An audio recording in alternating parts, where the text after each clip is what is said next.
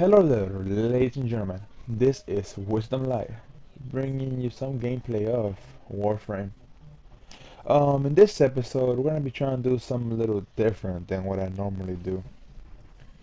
Right here, I got my friends Taylor and Hazardous Beast. They're gonna be a part of the episode, of the clip, I mean. Well, today, I'm gonna be talking about the infamous Skana. Let's get right to it, shall we? This weapon is put in the melee slot. Its type is a sword. Its base damage is 35. Its critical chance is a 5.0% multiplier. Its critical damage multiplier is a 150% increase. Its attack speed is a zero point 0.8. And its status chance is a 10%.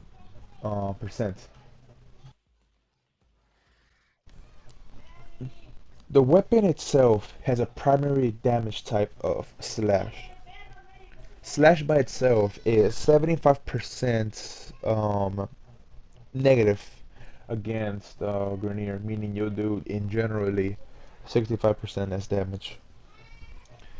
The slash damage, it's okay against Corpus health, giving you a 25% damage increase, but it's the opposite for robotics, which gives you a minus 25 damage for slash. It is overall best against infested, giving you a 85% damage increase. Maybe you attack the infested. And it is decent versus corrupted due to the fact that there is a large variety of enemies you'll be fighting from all different factions.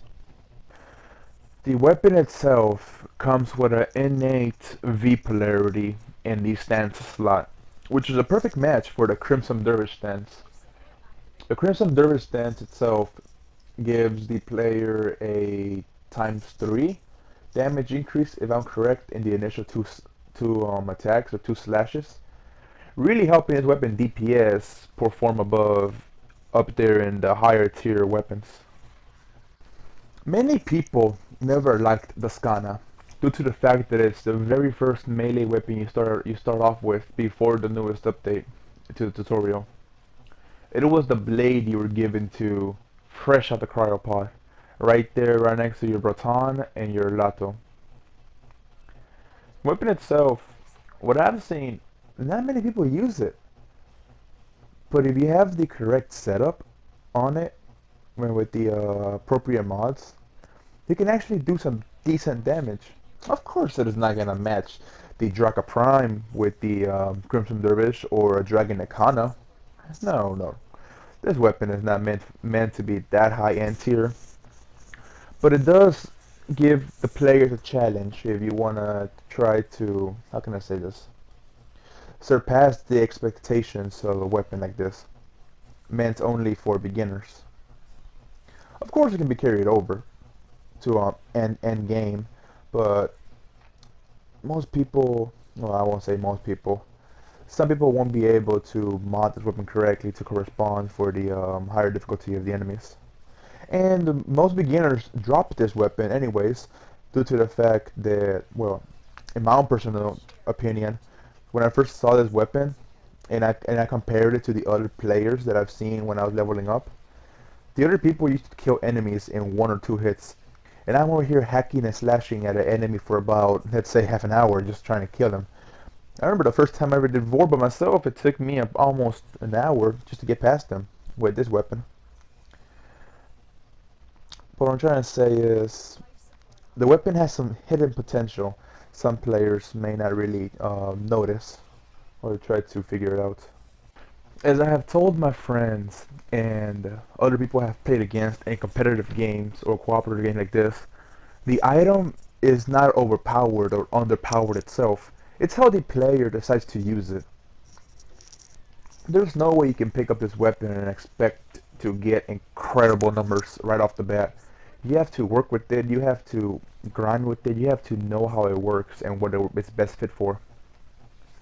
Don't expect to go up against a Grenier, not Grenier, excuse me, a Corpus robot and try and hit millions. No, that's never gonna happen. Due to the fact that this weapon is not meant to fight that type of enemy. You gotta find what it's best for. This weapon's blueprint can be picked up in the market for 15,000 credits. The build requirements for this weapon is gonna be 750 salvage, 500 plastis, 1,100 alloy plates, 3 morphics, and the build time is gonna be 12 hours. Or you can rush it for 35 platinum. Also, for those wallet warriors out there, you can buy this weapon pre-built for 150 platinum with a potato in the weapon slot in the package. This right here is my Skana build. I am using Crimson Dervish for the damage increase, and for Grenier we are using Fever Strike and Byron Scourge for that poison damage, and then Visage Frost for some freeze damage, and that together makes Viral. Then you have your damage oriented mods with your Jagged Edge for more slash damage, Fury for attack speed, Pressure Point for base damage increase, and the Spoiler Strike for more base damage increase. Spoiler Strike and Fury are really important together because, well, if you don't have them on, you're gonna be hitting a little slow, something like this.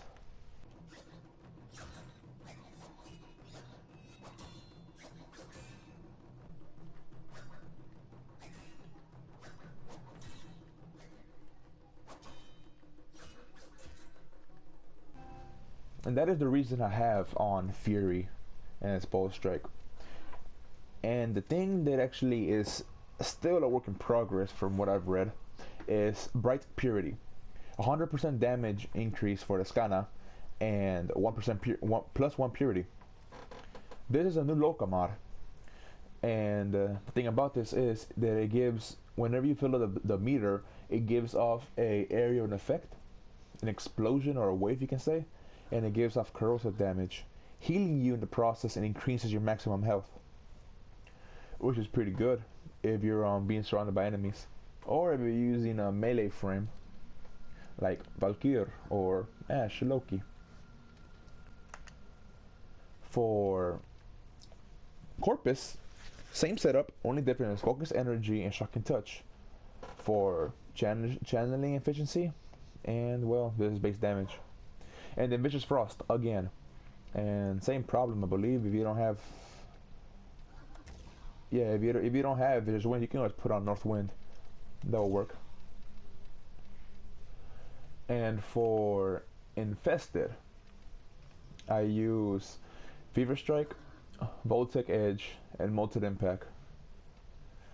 If you do not have Voltec Edge, then you could probably substitute Voltec Edge for where are you at? Viral Scourge, and they'll keep your damage the same, and still keeping the status chance. This mod can easily be obtained through Vor in the T4 missions. So whichever one's fine, it doesn't really change any stats at all whatsoever.